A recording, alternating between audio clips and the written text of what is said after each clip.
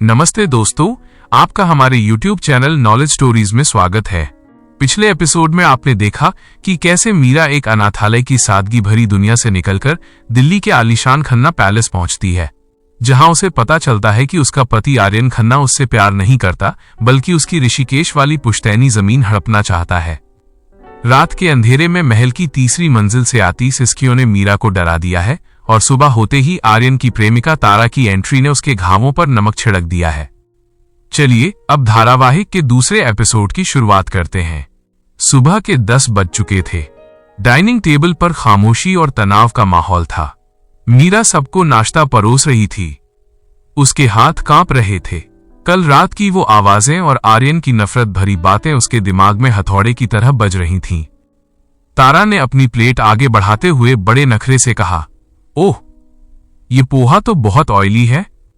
Mrs Khanna, क्या आपको पता नहीं कि आर्यन और मुझे अपनी फिटनेस का कितना ख्याल रहता है?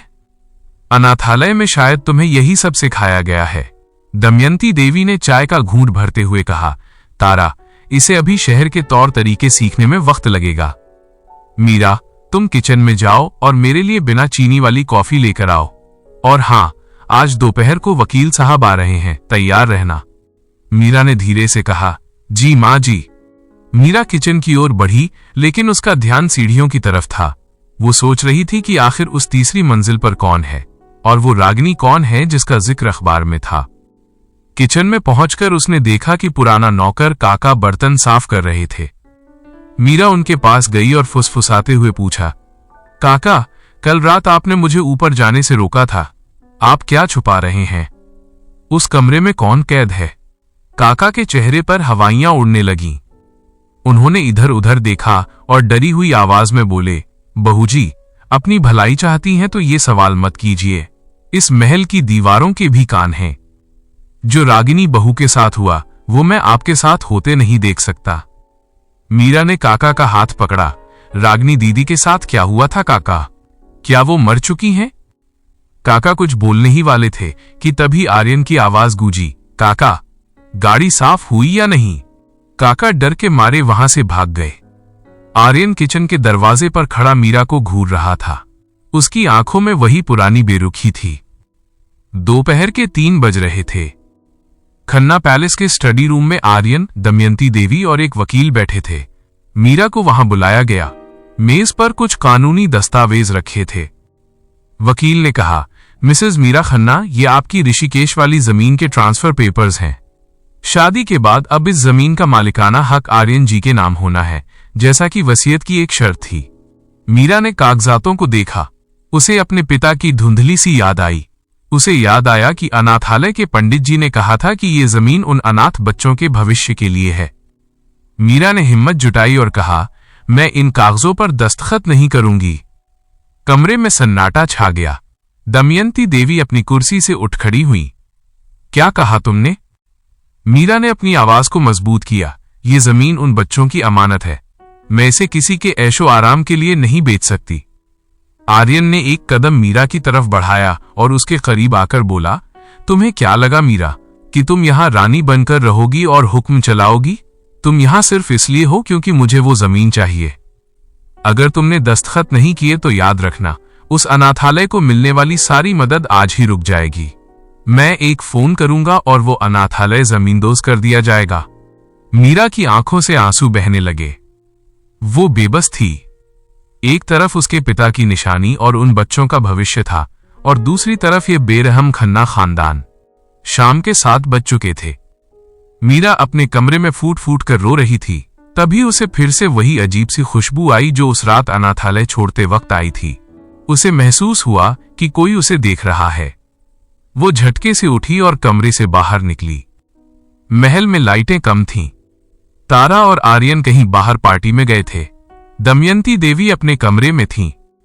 मीरा ने मौका देखा और चुपके से तीसरी मंजिल की ओर बढ़ने लगी। उसके दिल की धड़कनें तेज थीं। वह उस शापित कमरे के पास पहुंची। ताला लगा हुआ था, लेकिन इस बार उसने खिड़की के छोटे से छेद से अंदर झांकने की कोशिश की। अंदर अंधेरा था, लेकिन उसे एक परछाई हिलती हुई दिखी। एक औरत जिसके बाल बिखरे हुए थे, फटे पुराने कपड़ों में जमीन पर बैठी कुछ गुनगुना रही थी। मीरा ने धीरे से आवाज दी, कौन हो आप? क्या आप रागिनी दीदी हो? वो औरत अचानक रुकी। उसने धीरे से अपना सर घुमाया। उसकी आंखें गड्ढों में धसी हुई थीं और उनमें असीम दर्द था। जैसे ही उसने मीरा को देखा, वो डर के मारे चिल्लाने लगी, नहीं, मुझे और इंजेक्शन मत दो, मैं साइन कर दूंगी, मुझे छोड़ दो। मीरा का कलेजा मुंह को आ गया। वो औरत पागल नहीं थी, उसे पागल बनाया जा रहा था। तभी पीछे से किसी ने मीरा का कंधा पकड़ा। मीरा चीखने ही वाली थी कि काका ने उसका मुंह दबा दिया। काका ने कांपती आवाज में कहा, चलिए यहां से बहू जी, अगर मालकिन देख लेंगी तो अनर्थ हो जाएगा। रात के 11 बज रहे थे। आर्यन और तारा नशे की हालत में घर लौटे। मीरा हॉल में खड़ी उनका इंतजार कर रही थी। आर्यन को देखते ही मीरा ने कहा, आर्यन जी, मुझे आपसे बात करनी है। मैंने ऊपर जो देखा। आर्यन ने उसे बीच में ही टोक दिया, चुप रहो, तुम्हें कहा था न कि अपनी हद में रहो। तारा ने हंसते हुए कहा, आर्यन, लगता है तुम्हारी बीवी को जासूसी का बहुत शौक है। क्यों ना इसे भी उसी कमरे में भेज दिया जाए जहां रागिनी है। आर्यन ने तारा को चुप रहने का इशारा किया और मीरा की तरफ मुड़ा। मीरा, कल सुबह 10 बजे तक मुझे उन पेपर्स पर तुम्हारे साइन चाहिए, वरना कल दोपहर का सूरज वो अनाथालय नहीं देख पाएगा। ये मेरी आखिरी चेतावनी है। वो मीरा को धकेल कर कमरे की तरफ चला गया। मीरा फर्श पर गिर गई। अब रात के 2 बज रहे थे। पूरा महल सो रहा था, लेकिन मीरा की आंखों में नींद नहीं थी। वो समझ चुकी थी कि ये लड़ाई सिर्फ उसकी नहीं, बल्कि रागिनी की भी है। उसने अपनी अलमारी से एक छोटा सा बैग निकाला। उसने खुद से वादा किया, तुमने मेरा सौदा किया है आर्यन खन्ना, लेकिन अब मैं इस सौदे की कीमत तुम्हें चुकाने पर मजबूर कर दूंगी। मैं अनाथ हूं, बेसहारा नहीं। मीरा ने कमरे की खिड़की से बाहर देखा। उसे दूर कहीं रोशनी दिखी। उसे याद आया कि पंडित जी ने कहा था, सादगी ही तुम्हारी सबसे बड़ी ताकत है। मीरा ने तय किया कि वो भागकर अनाथालय नहीं जाएगी, बल्कि इस घर के अंदर रहकर इस काली सच्चाई को दुनिया के सामने लाएगी। सुबह के 6 बज रहे थे। सूरज की किरणें खन्ना पैलेस पर पड़ रही थीं। मीरा तैयार होकर डाइनिंग हॉल में आई। दमयंती देवी और आर्यन वहां पहले से मौजूद थे। मीरा ने मेज पर रखे पेपर्स उठाए और आर्यन की तरफ बढ़ाए। आर्यन के चेहरे पर एक विजयी मुस्कान आई। आखिरकार अकल आ ही गई तुम्हें।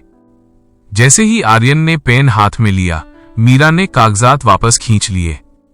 मीरा ने ठंडी और सपाट आवाज में कहा, मैं साइन करूंगी, लेकिन मेरी एक शर्त है। दमयंती देवी ने भौहें सिकोड़ी, शर्त? तुम्हारी इतनी हिम्मत? मीरा ने उनकी आंखों में आंखें डालकर कहा, शर्त यह है कि मुझे इस घर की चाबियों का एक गुच्छा चाहिए, जिसमें उस तीसरी मंजिल के कमरे की भी चाबी हो, और आज से इस घर का सारा हिसाब किताब मैं देखूंगी। आर्यन हंसा, और तुम्हें लगता है हम तुम्हारी ये बेतुकी शर्त मान लेंगे?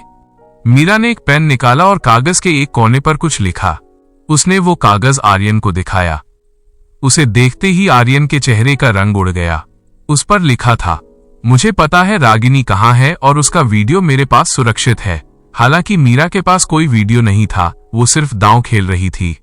आर्यन और दमयंती देवी एक दूसरे को देखने लगे। महल के अंदर एक नया युद्ध शुरू हो चुका था। मीरा अब वो डरपोक अनाथ लड़की नहीं थी। अगले एपिसोड में देखिए माइनस, क्या मीरा रागिनी को आजाद कर पाएगी? क्या आर्यन मीरा के इस धोखे का बदला लेगा? और क्या तारा मीरा को रास्ते से हटाने के लिए कोई नई चाल चलेगी? जानने के लिए देखते रहिए सिंदूर का सौदा। आप लोगों को ये धारावाही अच्छा लगा हो तो वीडियो को लाइक करें और कमेंट में अगला एपिसोड लिखें। और अगर आप चैनल पर नए हैं तो हमारे YouTube चैनल नॉलेज स्टोरीज को सब्सक्राइब करें और बेल आइकन दबाना न भूलें। आप हमारे साथ देखते रहिए सिंदूर का सौदा धारावाही। तो फिर आज लेते हैं विदा और मिलते हैं अगले एपिसोड में। आप सभी लोगों का बहुत बहुत धन्यवाद।